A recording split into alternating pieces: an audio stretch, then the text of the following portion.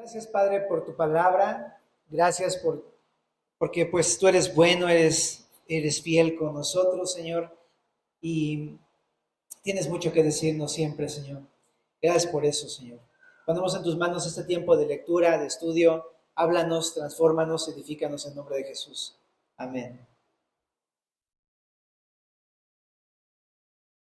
Bien, familia, pues este capítulo 6 vamos a estudiar del verso 10 al 24. Hoy acabamos Efesios y vamos a hablar acerca de la batalla espiritual. Pero antes de hablar de ese tema, quisiera hacer una pequeña reseña de todo lo que fue Efesios. Del capítulo 1 al 3 vimos cómo Dios creó una nueva humanidad llamada la Iglesia. Y del 4 al 6, cómo esta nueva humanidad vive de acuerdo a una nueva naturaleza que ha recibido de Dios. Y básicamente se ve en 4 formas en las que vive: en unidad, en pureza, en sumisión y la cuarta, en fortaleza. Entonces lo repito: en unidad, en pureza, en sumisión y en fortaleza. ¿Vale? Y hoy vamos a ver esta cuarta forma en la que vive esta nueva humanidad, en fortaleza. Pero vamos a estar viéndolo, por qué va a hablar de este tema Pablo, ¿vale? Y para eso vamos a ir leyendo el versículo número 10, el verso número 11 y el verso número 12. Dice así: por lo demás, hermanos míos, fortaleceos en el Señor y en el poder de su fuerza. Vestíos de toda la armadura de Dios para que podáis estar firmes contra las acechanzas del diablo. Porque no tenemos lucha contra sangre y carne, sino contra principados, contra potestades, contra los gobernadores de las tinieblas de este siglo, contra huestes espirituales de maldad en las regiones celestes. Bueno, esta sección lo que nos habla, en primer lugar, es que ¿por qué debemos de vivir en fortaleza? ¿O por qué esta nueva humanidad debe vivir en fortaleza? Porque hay una guerra, hay una batalla que se está librando el día de hoy. Entonces es lo primero que tenemos que considerar, que los creyentes enfrentamos una guerra. Y tú dices, ¿una guerra? Pues aquí no se ve ninguna guerra, ¿verdad? Pero quiero explicar a qué se refiere. Dios quiere restaurar su reino en este mundo y Efesios revela que la forma en cómo lo está haciendo es a través de la iglesia, a través de esta nueva humanidad. Y todos aquellos que creemos en Cristo formamos parte de esta nueva humanidad. Pero también la iglesia tiene un propósito. La iglesia es el instrumento a través del cual Dios restaurará su reino sobre la tierra. Cuando la iglesia, o sea, tú y yo que hemos creído en Cristo, predicamos el evangelio y vivimos fielmente, así como hemos visto, en unidad, en pureza, en sumisión, entonces estamos haciendo que otros formen parte del reino de Dios, porque lo estamos invitando a que crean en Jesús, ¿verdad? Pero existe una gran oposición al hacerlo, porque hay un enemigo que se opone a Dios, a su iglesia y a este plan que Dios ha llevado a cabo o está llevando a cabo. Entonces, en primer lugar, debemos de insistir en algo importante. Hay un error que podríamos llegar a cometer: ignorar que tenemos una batalla espiritual. De entrada, ese es el primer error. Realmente muchas veces fracasamos en la batalla del día a día como creyentes porque no hacemos consciente esa realidad. Existe una batalla en contra tuya y en contra mía, ¿sabes eso? Ajá. Bueno, entonces, primer punto, no ignoremos que tenemos una lucha espiritual. Pero ahora, también esta sección nos establece que hay un adversario. Ahí dice en el verso número 11, ¿quién es en el 12, perdón, sí, 11 y 12, ¿quién es el adversario? Dice ahí que nuestra lucha no es contra carne y sangre, sino contra principados, contra potestades, contra los gobernadores de las tinieblas de este siglo, contra huestes espirituales de maldad en las regiones celestes. Y todas son lideradas ¿por quién? Verso 11, por el diablo, ¿no? Entonces, tenemos un oponente que se opone a Dios y en contra de nosotros también. Y ese oponente es el diablo y todo su gobierno espiritual. Así como el día de hoy hay un gobierno terrenal, ¿no?, que gobierna sobre su país y nuestra ciudad, pues de igual forma hay un gobierno espiritual de maldad que domina el día de hoy la tierra y está liderado por Satanás y sus emisarios. ¿Ajá? Y esta guerra es espiritual porque no es algo que podemos ver con nuestros ojos, pero a pesar de que no se ve, es algo que existe, ¿no? ¿Cómo podemos entender esto? ¿No? Pues mira, por ejemplo, tú sabes que existe el viento, pero no se puede tocar el viento. Se pueden sentir sus efectos, pero sabes que existe por los efectos que produce, ¿estás de acuerdo? Pero existe. Todos sabemos que existe el oxígeno, porque si no, pues nos morimos, ¿no? También algo que existe, pero no es tangible, por ejemplo, es el amor. El amor no es algo que puedas tocar, ¿verdad? Pero existe y es real. De igual manera, ¿no? También hay un movimiento espiritual sucediendo alrededor nuestro. No se ve, pero existe. La Biblia nos habla de esta existencia. Entonces aquí hay un error del cual también tenemos que cuidarnos. El enemigo es el diablo y sus huestes espirituales, no las personas que están a nuestro alrededor. Porque muchas veces confundimos esa oposición con las personas a través de las cuales viene la oposición. Pero la persona que produce una oposición hacia tu persona no es el enemigo. Detrás de todo eso está el diablo y están sus ángeles demoníacos. Pero lo quiero decir porque luego mucho pasa eso, que confundimos al enemigo con la persona que tenemos cerca. Ay, es que mi esposa es mi enemiga, ¿no? Mi esposo es el enemigo, el jefe del trabajo, el que se me cerró en el tráfico.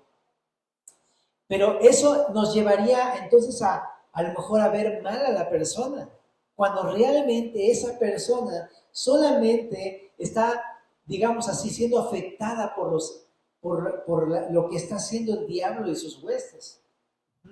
También esas personas necesitan de Cristo. También esas personas están sufriendo a causa del pecado y de la muerte. Y también esas personas necesitan redención. Esas personas son por quienes Cristo murió en la cruz. También las ama y las quiere rescatar, las quiere salvar. Entonces las personas no son nuestro enemigo. Las personas deben ser el objeto de la salvación del Señor, y también nosotros debemos verlas con compasión y amor, entendiendo que no conocen al Señor, pero ellas no son el problema. El enemigo está detrás de eso. El que las induce o las invita a reaccionar como reaccionan es el diablo. Él pone la tentación, ellos la abrazan y entonces se ven las manifestaciones de odio hacia nosotros y de presión y todo eso. Pero realmente no son ellas las enemigas. Entonces creo que esto nos debe llevar a ver a todos, incluso aquellos los que se portan bastante mal o te hacen daño. Ellos no son el enemigo. Tu esposa que te hace la vida de cuadritos o tu esposo que te hace la vida de cuadritos, él no es el problema. ¿Sabes eso? Cuando uno identifica correctamente al enemigo, uno puede orar. Claro, Señor. Él no es el problema, es el diablo, que se está metiendo en mi matrimonio, que se está metiendo en mi familia, que se está metiendo en la iglesia, en mi relación con otra persona. El diablo viene a robar, a matar y a destruir, ¿verdad? Pero Jesús dijo, yo he venido para que tengan vida y la tengan en abundancia. Entonces, qué importante es entender que el problema viene de más arriba. Es un problema espiritual. Ahora, otra cosa. En esa sección que estamos viendo aquí, también establece que hay una armadura de Dios. Y creo que es bien importante entender lo siguiente. La fortaleza o los recursos que necesitamos para enfrentar esta batalla espiritual son recursos de parte de Dios. No podemos enfrentar nuestra batalla con recursos personales, con recursos carnales, porque el enemigo que tenemos no es un enemigo carnal, sino que es un enemigo espiritual. Y necesitamos las armas de Dios espirituales que en verdad sirvan para la batalla contra el enemigo que tenemos. En 2 de Corintios 10, para que lo busques, dice que las armas que Dios da son poderosas en Dios para la destrucción de fortalezas. Esas sí nos funcionan para poder defendernos y resistir a los embates del enemigo, del diablo y de sus ángeles. Y también son suficientes. No necesitamos nada más que las armas que Dios provee, que los recursos que Dios provee. Hay muchos recursos el día de hoy que te ofrecen ayuda. Y a lo mejor te podrían ayudar para algo terrenal y carnal, pero no para enfrentar al enemigo espiritual que tenemos. Por eso es importante que tú entiendas que este recurso que Dios nos está dando es el adecuado y el suficiente. Es todo lo que necesitas para afrontar la batalla del día a día. No necesitas otros recursos. Este es el recurso de Dios. Ahora, ¿cuál sería el error entonces? Sería pelear la batalla pero con mis propios recursos, con armas carnales. ¿Y cuáles son estas armas carnales? Pues en Gálatas 5:20 habla acerca de algunos frutos de la carne. En Gálatas 5:20, bueno, desde el 19, ¿verdad? Pero sobre todo en el 20 dice, pleitos, enemistades, celos, iras, contiendas, disensiones, o sea, divisiones o diferencias, herejías, envidias, homicidios, etcétera, etcétera. Es decir, cuando surge un problema, la manera carnal de poder batallar con esto es, yo no me dejo, ¿no? Él quiere hacerme daño, yo puedo más, no me dejo. Son los recursos carnales, a eso apela la carne, a siempre responder, a siempre debatir, a siempre contestar, a siempre contender, a pelearse, a explotar en ira, a aventarle el carro, ¿no? A responderle con groserías. Esa es la carne. Y a lo mejor incluso con esas respuestas carnales haces callar a la otra persona.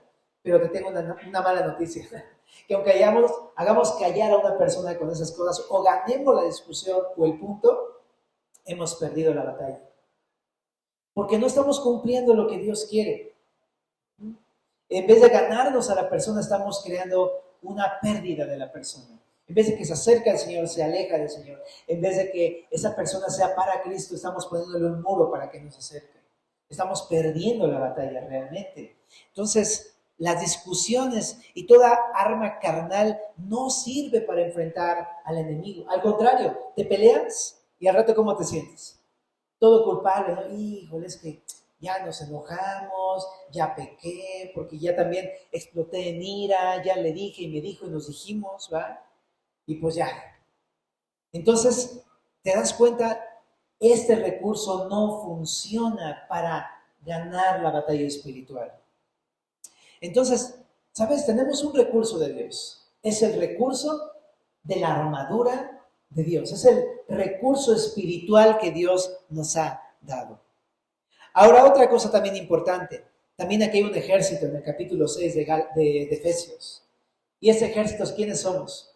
La iglesia, esta nueva humanidad. Es decir, todo creyente en Cristo somos el ejército del Señor. Y a mí me llamó mucho la atención que, aunque somos como el pueblo de Israel, que en un principio solamente eran gente que era esclava y de repente ya era todo un ejército. ¿En qué momento se convirtió en un ejército? La verdad no lo sé. Dios lo fue capacitando.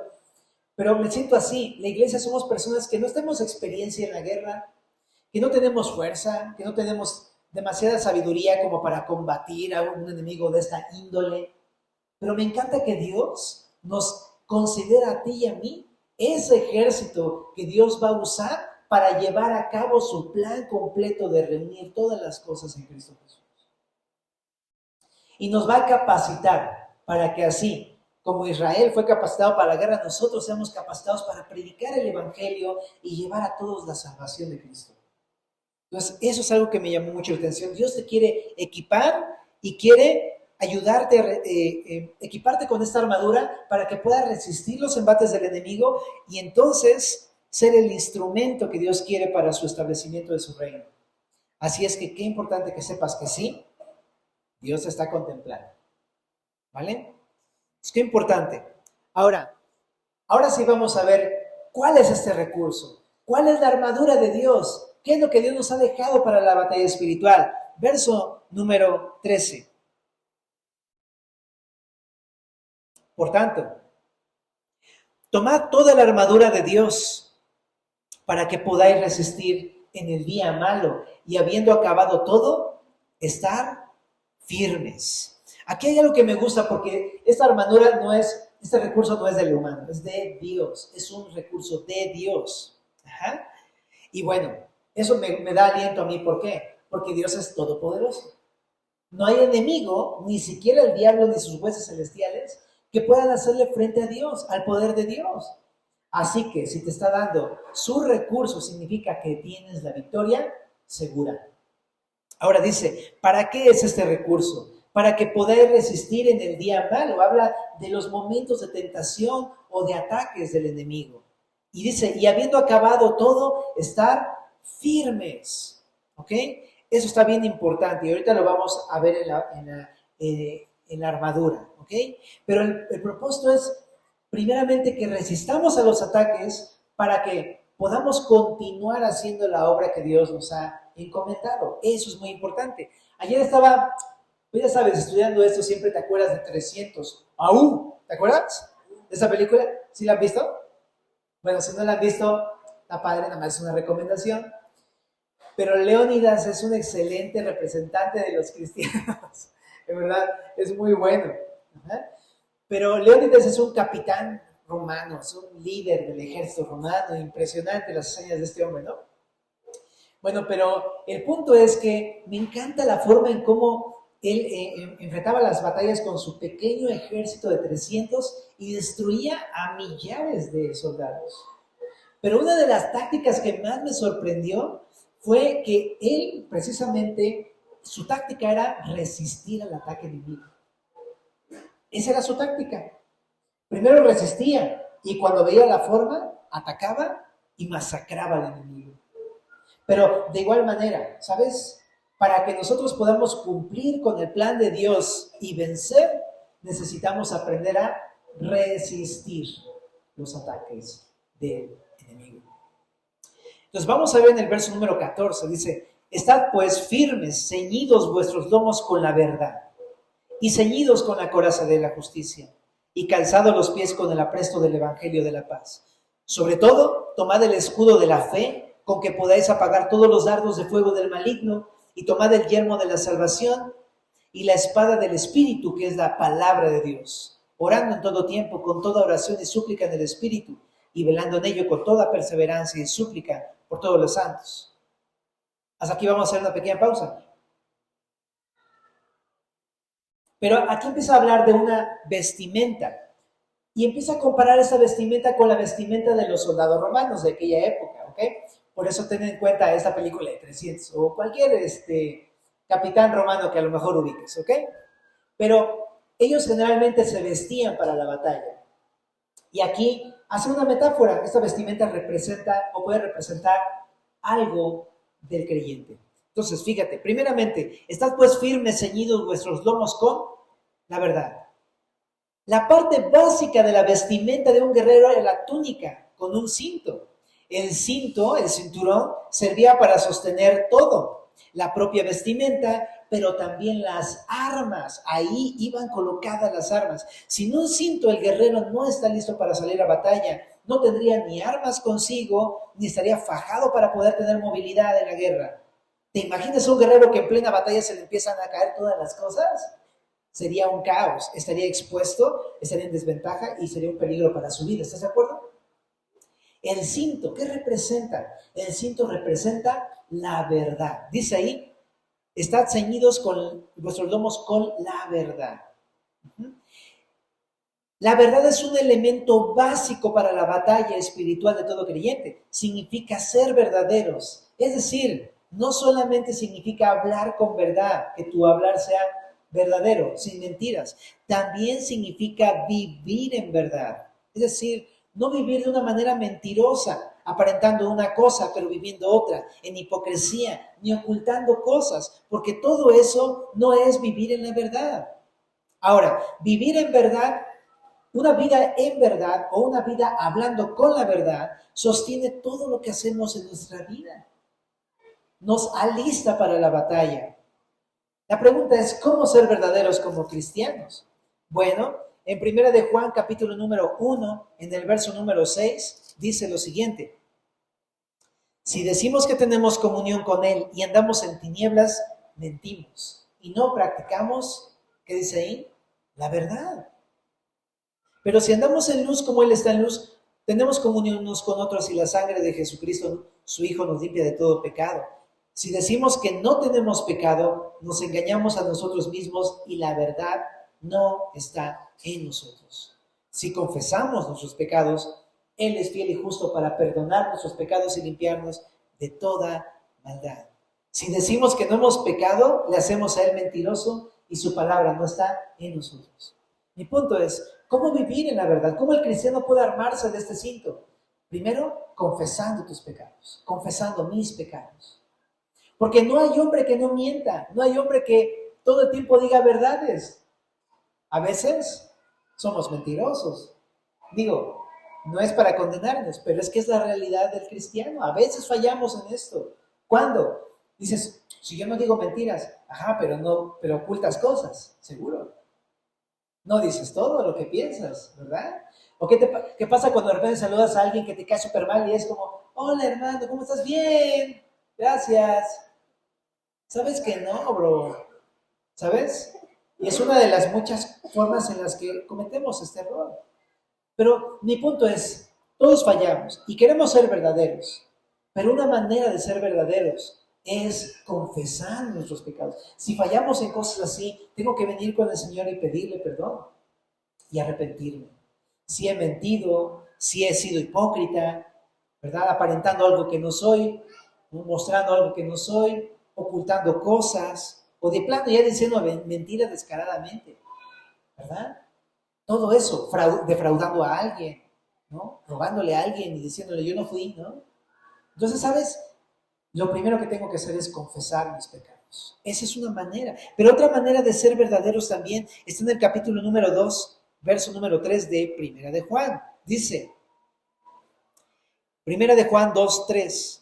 Y en esto sabemos que nosotros le conocemos, si guardamos sus mandamientos. El que dice, yo le conozco y no guarda sus mandamientos, el tal es mentiroso y la verdad no está en él. Pero el que guarda su palabra, en este verdaderamente el amor de Dios se ha perfeccionado. ¿Sabes? Una manera de vivir en verdad es guardando la palabra de Dios, siendo obedientes al Señor, ¿verdad? Entonces, confesando y obedeciendo. Confesando y obedeciendo. ¿Está fácil? Busquemos ser verdaderos, familia. ¿Okay? Entonces, regresando a Efesios, capítulo número 6, dice, primero cíñete con el cinto de la verdad. Número 2, vestidos con la coraza de la justicia. Muy bien. Bueno, algo que se me pasó decirte. Si no vivimos en la verdad, cuando el diablo venga y nos acuse de algo que hayamos hecho, de alguna mentira o de una forma mentirosa o hipócrita de vivir, nos va a desarmar fácilmente. Entonces, nada más como comentario. Pero regresando, vestidos con la coraza de la justicia. La coraza de la justicia estaba compuesta de un peto. ¿Alguien topa estas cosas? Un peto que se colocaba aquí en el pecho y también un espaldar. Algunos habían de cota, de malla de cota, ¿te acuerdas? Es como caladitas de acero. Impedía que la espada o el dardo o la flecha atravesara tu pecho, tus órganos más importantes. Es lo que hacía. Cuidaba tus órganos más importantes. Eso es lo que hacía. Ahora, la coraza de la justicia representa algo. Representa una vida justa. Por eso dice ahí la coraza de la justicia. Pero ¿qué significa esto de vivir justamente? Me encanta porque el mismo Pablo, en Primera de Tesalonicenses, capítulo número 5, verso número 8, lo expone. Primera de Tesalonicenses 5:8 dice, pero nosotros que somos del día, seamos sobrios, habiéndonos vestido de la coraza. Fíjate, es el mismo concepto. ¿Pero qué dice ahí? ¿De la coraza de qué? De fe y de amor. Y con la esperanza de salvación como yelmo. Es lo mismo que estamos viendo en Efesios. Pero aquí expone qué significa vivir en justicia. Significan obras de fe y de amor. Es decir, ¿no? Ya que hemos creído en Jesucristo, Entonces, vivir una vida justa significa responder a esta fe con obras, con acciones, como lo dice Santiago. La fe viva es una fe que actúa. Ajá. Pero no para nuestro beneficio, sino para beneficio de los demás. Es decir, la coraza de la justicia es hacer, en respuesta de que hemos creído en Jesús, buenas obras hacia los demás. Y todo producto de una fe genuina en Cristo. Porque creemos en Jesús, obramos con justicia a otros. Les hacemos bien, les hacemos bondad, les ayudamos y les servimos. Eso es tener la coraza de la justicia. Pero también, dice ahí, es una coraza de amor. Entonces habla de, por supuesto, un buen trato, hacer justicia con el prójimo es amarle. Es una vida de amor. Así que cuando yo amo a una persona, estoy poniéndome la coraza de la justicia. Y estas dos cosas van de la mano. Obras de justicia, obras de amor. ¿Se entiende? ¿Sí? Ok.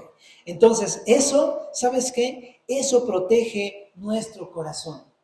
¿De qué? De una vida egoísta. De una vida ensimismada que solamente se trata de uno mismo. Pero esto de hacer obras hacia los demás habla de dejar de poner los ojos en nosotros mismos y empezar a ponerlos en otros. Eso es muy importante. ¿Cuál sería el error? El error es haber creído en Cristo, pero no querer bendecir, ayudar al prójimo, amar al prójimo o realizar buenas obras como en respuesta a mi fe, sino guardármelo todo para mí mismo. Es ese cristiano que nada más, o sea que es cristiano pero no ejerce, ¿no? Nada más se guarda los beneficios para sí mismo. Ese sería el error, una vida egoísta. En 1 de Pedro 3:10 hay un bonito pasaje que nos describe cómo es una vida de justicia y de amor. Dice, el que quiere amar la vida y ver días buenos, refrene su lengua del mal y sus labios no hablen engaño. Apártese del mal y haga el bien. Busque la paz y síguela, porque los ojos del Señor están sobre los justos y sus oídos atentos a sus oraciones. Pero el rostro del Señor está contra aquellos que hacen el mal. Y podemos seguir, pero vamos nada más a leer esta partecita, ¿ok? Pero habla acerca de cómo es una vida justa, es una vida que se aparta del mal, refrena su lengua del mal, habla el bien, hace el bien, ¿no? Etcétera, busca la paz. Es una vida de justicia. Bueno, regresemos a Efesios, capítulo número 6, verso número 15. 6:15. Dice, vamos con la tercera parte de la armadura. Calzados los pies con el apresto del evangelio de la paz. El calzado en una guerra es muy importante también. Nada más imagínatelo, ¿verdad? Pero le provee al guerrero cuidado, primero de no lastimarte los pies. ¿Estás de acuerdo? Primero. Pero también le provee estabilidad para la batalla y le provee rapidez para correr y atacar. No es lo mismo correr descalzos que correr con unos buenos tenis, ¿estás de acuerdo? Entonces, eso te provee una ventaja sobre el enemigo en la batalla. ¿Qué significa el calzado? El calzado es el apresto del Evangelio de la paz. ¿Qué significa esto? Esta parte de la vestimenta nos habla del propósito del creyente, predicar el Evangelio. De eso se trata. El Evangelio nos muestra que Cristo estuvo dispuesto a entregar su propia vida para hacer la paz con nosotros y de esta manera quitar todas las enemistades que nos separaban de Él. Ahí en la misma carta de los Efesios, en el capítulo 2, verso número 15, dice, de hecho desde el capítulo 2, verso 14, es más bien, 2:14, dice, porque Él es nuestra paz, está hablando de Cristo, porque Él es nuestra paz, que de ambos pueblos hizo uno, derribando la pared intermedia de separación, aboliendo en su carne las enemistades, la ley de los mandamientos expresados en ordenanzas, para crear en sí mismo de los dos un solo y nuevo hombre haciendo la paz. Y mediante la cruz, reconciliar con Dios a ambos en un cuerpo, matando en ellas las enemistades. Y vino y anunció las buenas nuevas de paz a vosotros que estabais lejos y a los que estabais cerca. ¿Qué está diciendo? Que Cristo murió por nuestros pecados. Eso es lo que hizo. para poder borrar todas las enemistades y para hacer la paz con todos nosotros, con aquellos que creemos en el Señor.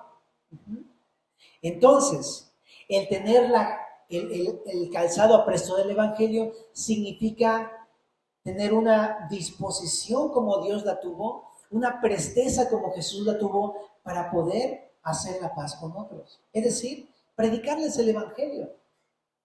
Jesús ya lo hizo todo, Él ya pagó nuestros pecados en la cruz. Tú y yo debemos correr para llevar las buenas noticias de la salvación a otras personas.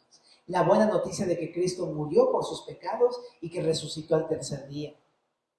Por eso lo pone como zapatos, ¿no? Si fue el día de hoy, fuera como unos buenos tenis, ¿no? Eso.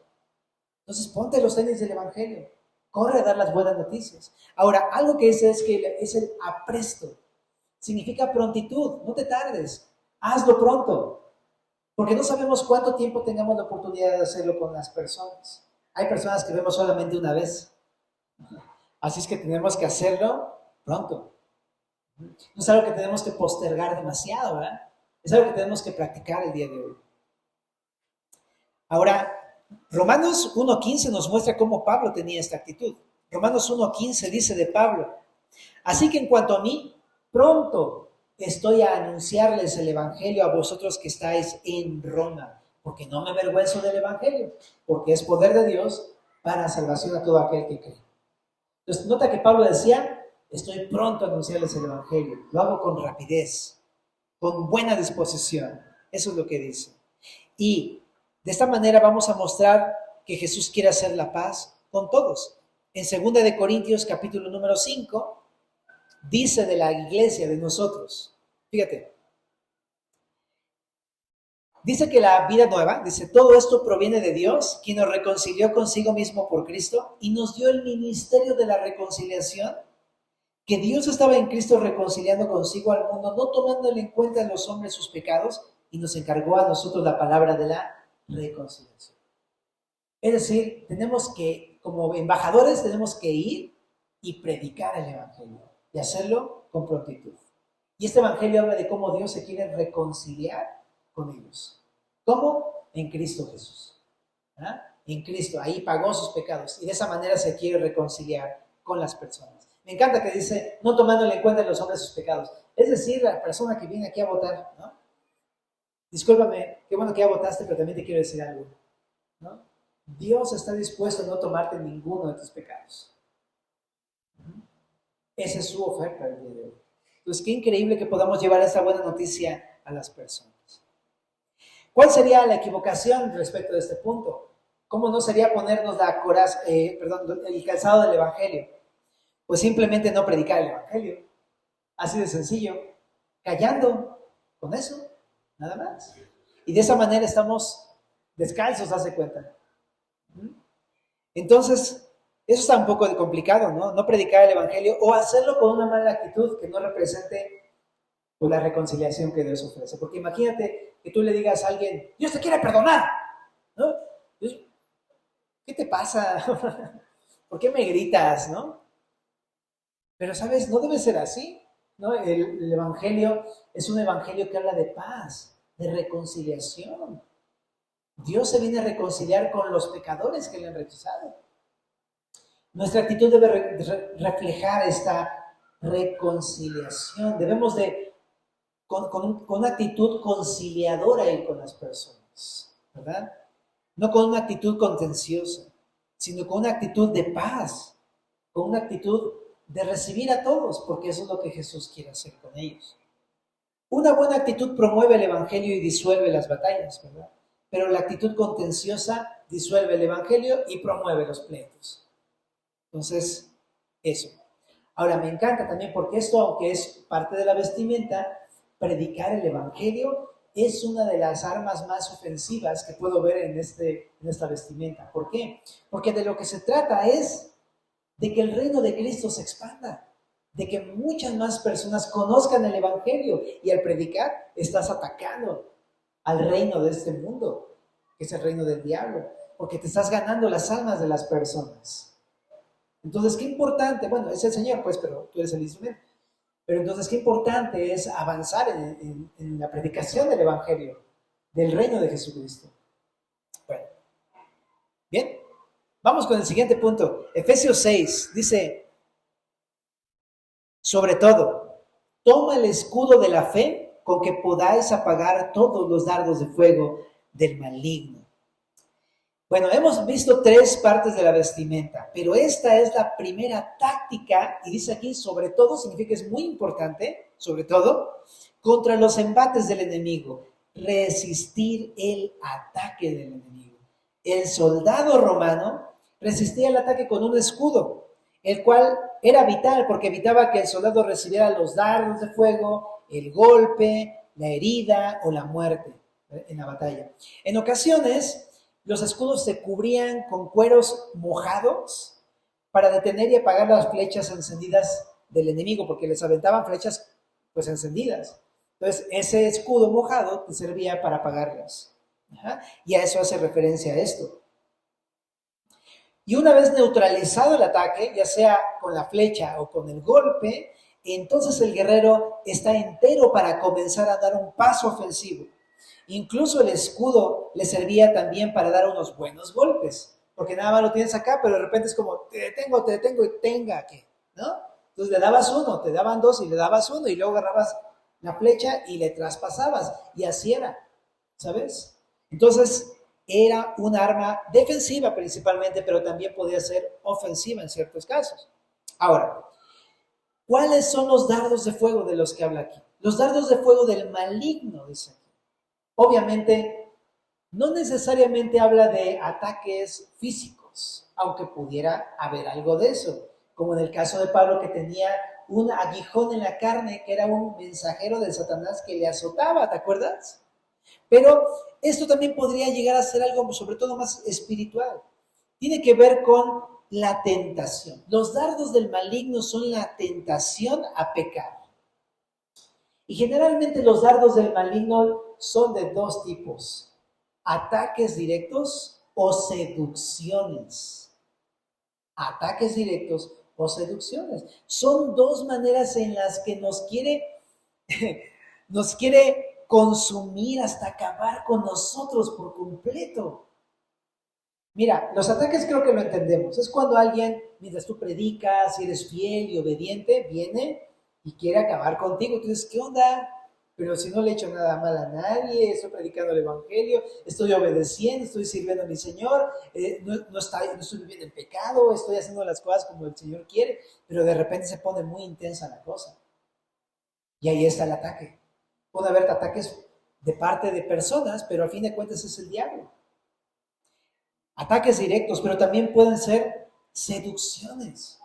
Porque hay personas como Leónidas, el de 300, que déjame decirlo así, no fue débil por los ataques, sino por la seducción a su orgullo.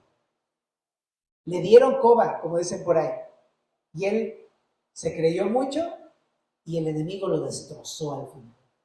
Es un poco como el pueblo de Israel. Cuando el pueblo de Israel estaba en el desierto, lo vamos a ver algún día cuando lleguemos a Números, pero ahí en el pueblo de Israel, el ataque lo resistía y no cedía. Pero entonces, ¿qué pasó con Balaam? ¿Se acuerdan de Balaam y Balac? Balaam le dijo a Balac, llévale mujeres, vas a ver si no pecan y fornican con sus dioses. Y pecaron. Y entonces el pueblo empezó a morirse. Y a veces son esas seducciones, no son ataques directos, son invitaciones a pecar, a que cedas ante la tentación, la inmoralidad. Seducciones. Ay, tú nada más dile una mentirita y ya te sabes que te libras de todo el problema. Nada más dale una lana y mira, papá, como si nada. Listo, rápido, fácil. Y lo tienes, dáselo. La tentación al pecado. O eso, ¿qué tanto es tantito? Hay que darle rienda vuelta, rienda a la hilacha, ¿no? ¿Cómo se dice? Vuelta a la hilacha. Hay que dar, pues, ¿qué tiene? No sé, una canita al aire, ¿qué tiene de malo? Es el engaño de la seducción. Porque cuando alguien come del fruto prohibido, de lo que Dios dice que no está bien, viene el pecado y viene la muerte. Entonces, ¿sabes? Es bien engañoso. Ya cuando lo hiciste te das cuenta, lo hice. Y entonces el diablo te masacra, te ataca. Entonces, Qué importante es que identifiques que es de dos tipos los ataques, directos ataques y seducciones. ¿Y cómo se pueden ver esos ataques o ejemplos? La culpa. Dime si no. O sea, no solamente te puede atacar con tentaciones, sino también ya cuando la regamos, con la culpa, porque te hace sentir condenado. Ese es el enemigo, ¿verdad? Es decir, no es que esté bien que hayas pecado y no es justificable y te tienes que arrepentir, nos tenemos que arrepentir, obvio, pero el enemigo se encarga de no solamente derrumbarte, sino patearte y aplastarte. Eso es lo que quiere el enemigo, a través de la culpa y de la condenación. El desánimo es algo muy común. La depresión incluso puede ser también algo así. La duda, el temor, los dardos con los cuales el enemigo quiere consumirnos y acabar con nosotros. Pero ¿qué dice aquí? Pero tú ponte el escudo de la fe. Es decir, la primera táctica es resistir al ataque y el escudo para hacerlo es la fe. ¿En quién? En el Señor. No la fe en ti mismo, porque el mundo de hoy te dice, ten fe, pero ¿en quién? Pues en ti, ¿no? Tú puedes. No, eso es totalmente antibíblico. Lo que dice aquí es, no, ten fe, pero en Dios, en tu Dios, en sus recursos, en su poder, en el Señor. Eso es de que tenemos que tener confianza. En el Señor, en sus promesas, en su palabra. La confianza en el Señor y en su palabra apaga todos los ataques del enemigo. La confianza en el Señor y en su palabra apaga todos los ataques del enemigo. En 1 de Juan 5, 4 al 5, dice, todo lo que es nacido de Dios vence al mundo, y esta es la victoria que ha vencido al mundo, nuestra fe. En Juan 16:33, dice, en el mundo tendréis aflicción, pero confiad, yo he vencido al mundo. Es confiar en Jesús. En 1 de Corintios 16:13,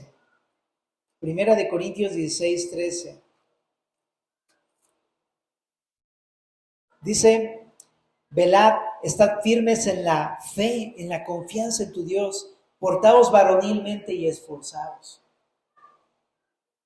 Así como los escudos, entonces nosotros tenemos que tener fe. Esa es la forma, familia, de resistir al enemigo. Ahora, me encanta porque así como los 300, todos, ¿viste cómo se acorazaban y todos se pegaban y se ponían los escudos? Y se creaba una gran como coraza gigantesca. De la misma manera, cuando tú vienes con tus hermanos a pedir ayuda y entre los dos, entre toda tu familia, estamos confiando en el Señor, eso es un fuerte escudo para todos nosotros. Nos anima a pelear no solamente individual, sino en comunidad. Y eso, por eso es tan importante estar orando juntos. Bueno, continuemos con Efesios para irnos a la parte final.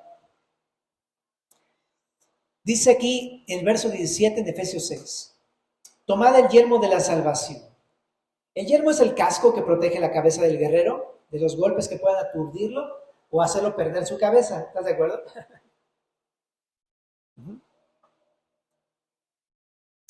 Pero ¿qué es el yelmo de la salvación? Alguna vez lo explicó mi pastor Iber y lo voy a citar. No habla de la salvación pasada de la paga del pecado. ¿Por qué? Porque ya hemos creído en el Evangelio de la paz. Entonces, ya hablamos de eso. Tampoco habla de la salvación presente del poder del pecado, porque de eso ya habló la coraza de la justicia, es decir, de ya no vivir bajo el dominio del pecado, sino vivir en justicia, en obras de fe y amor. Entonces, ¿a qué se refiere? Se refiere a la salvación futura de la presencia del pecado en la vida del creyente. Es decir, necesitamos mantener la perspectiva eterna en medio de la batalla. ¿Y cuál es la perspectiva eterna? Que a pesar de que las cosas en la batalla se vean difíciles, complicadas, que pareciera que no vamos a ganar la batalla, debemos confiar que el Señor un día nos ha prometido su regreso y en última instancia Él vencerá y nosotros seremos librados y tendremos la victoria en el Señor al final de cuentas. Qué importante es en medio de la batalla ver siempre hacia eso. Nos pone en perspectiva y también a la luz de eso nos damos cuenta que esa batalla solamente es una leve tribulación momentánea, ¿verdad? Así es que qué importante es tener la perspectiva futura de la salvación. Cuida de nuestra mente para no perder la cabeza en la batalla. ¿verdad? Nos ayuda a pensar correctamente en la batalla. Por eso Romanos 8:18, ¿qué dice? Romanos 8:18.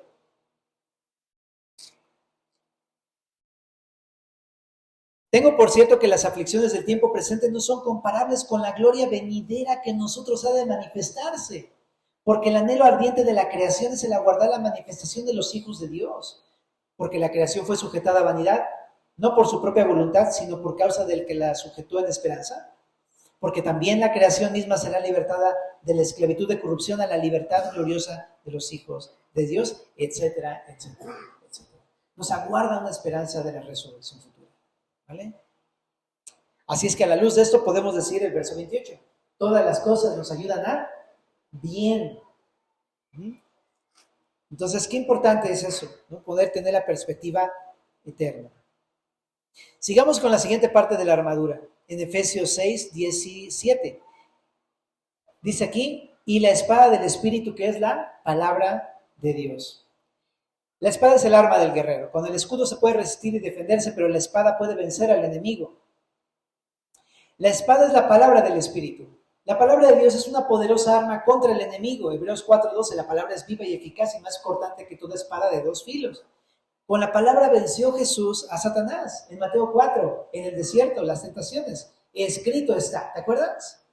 Y el diablo le tentaba y él decía, escrito está. Y al final salió huyendo el diablo. Qué importante y qué poderosa es la palabra de Dios. Ahora nota esto, ¿es la espada de quién? Del Espíritu. El Espíritu nos ayuda a recordar la palabra, por eso le llama ahí la espada del Espíritu, porque la usa el Espíritu para nuestro beneficio. Y no solamente nos recuerda la palabra, nos ayuda a sujetarnos a ella. En Juan 14:26, por eso dice, ¿no? Juan 14:26 dice, el Espíritu Santo a quien el Padre enviará en mi nombre, Él os enseñará todas las cosas y os recordará todo lo que yo os he dicho. Entonces, cuando estamos en la batalla debemos escuchar al Espíritu, recordándonos estos pasajes de la Biblia que estamos leyendo y dejando que el Espíritu y la palabra reinen sobre nosotros. Entonces tendremos la victoria. ¿Cuál es la victoria? ¿La victoria es que todo salga de acuerdo a lo que yo quiero? No, la victoria es obedecer al Señor y seguir predicando el Evangelio. Eso es la victoria en el Señor, que pueda estar habilitado para la utilidad a la cual Dios me ha llamado en la iglesia, que me mantenga haciendo la tarea que Dios me ha llamado a hacer. Eso es la victoria del Señor. Y vamos a la última parte de la armadura. Verso 18. Orando en todo tiempo con toda oración y súplica en el Espíritu y velando en ella con toda perseverancia y súplica por todos los santos. La oración, familia. En la oración tomamos fuerza para usar la armadura de Dios. Jesús oraba para recibir de Dios el poder para hacer su voluntad. Dos ejemplos, el desierto. En el desierto, los 40 días de ayuno. ¿Qué estuvo haciendo para resistir al diablo? Orando y ayunando. Eso es lo que estuvo haciendo Jesús. La oración solamente es una forma de poder buscar a Dios en oración, ¿ok? Entonces, digamos, es orar. Estaba orando. Qué importante. Si no hubiera orado, no hubiera tenido la victoria contra el enemigo. La oración le proveyó la fuerza para vencer contra la tentación. Entonces, qué importante es orar. También en el Getsemaní, él no quería ir a la cruz y les decía al Padre, si es posible que pase de mí esta copa, pero no sea lo que yo quiero, sino lo que tú quieres. Y le dijo eso 3 veces, insistió. Y de esa manera, al final, pudo hacer la voluntad del Padre y entregarse en esa cruz, ir a morir en esa cruz. Entonces, qué importante es orar, porque la oración nos equipa, nos da el poder de Dios para hacer su voluntad. ¿Y cómo orar? Ahí lo voy a decir bien rápido. En todo tiempo, dependiendo del Espíritu y de la palabra de Dios, con una actitud de súplica, con toda perseverancia, en intercesión por otros que también están batallando. ¿Y qué puedo pedir? Lo que pide ahí Pablo en el verso 19, dice, y por mí, a fin de que al abrir mi boca me sea dada palabra para dar a conocer con denuedo el misterio del Evangelio. ¿Qué tengo que pedir? Denuedo. Denuedo significa como libertad o liberalidad para hablar el Evangelio. Poder para poder hablar del Evangelio. Y en el verso 20 dice, por el cual soy embajador en cadenas, que con denuedo hable de él como debo hablar. Si te das cuenta, a Pablo no le quitó sus cadenas, pero sí le daba de nuevo para seguir predicando y cumpliendo la función que tenía, en la cárcel incluso. Entonces es la armadura de Dios, familia. ¿Cómo ves? Está increíble, ¿verdad? Bueno, y puntos finales. Verso 21. Para que también vosotros sepáis mis asuntos y lo que hago todo los hará saber Tíquico, hermano amado y fiel ministro del Señor, el cual envía a vosotros para esto mismo, para que sepáis lo tocante a nosotros y que consuele vuestros corazones. Pase a los hermanos y amor con fe de Dios Padre y del Señor Jesucristo. ¿Me ayudas a leer el último versículo? La gracia sea con todos los que aman a nuestro Señor Jesucristo con amor inalterable. Amén. ¿Oramos? Señor, muchísimas gracias, Padre, porque terminamos esta carta meditando en esto que nos dices con tus recursos y te pedimos que nos equipes para ponernos tu armadura y poder pelear contra esos ataques del día a día, Señor, del enemigo que quiere destruirnos y quiere oponerse a tu obra. No lo permitas, Señor. Más bien, llénanos de tu espíritu y ayúdanos a pelear de esta manera, Señor. Y confiamos en tus victorias, en el nombre de Jesús.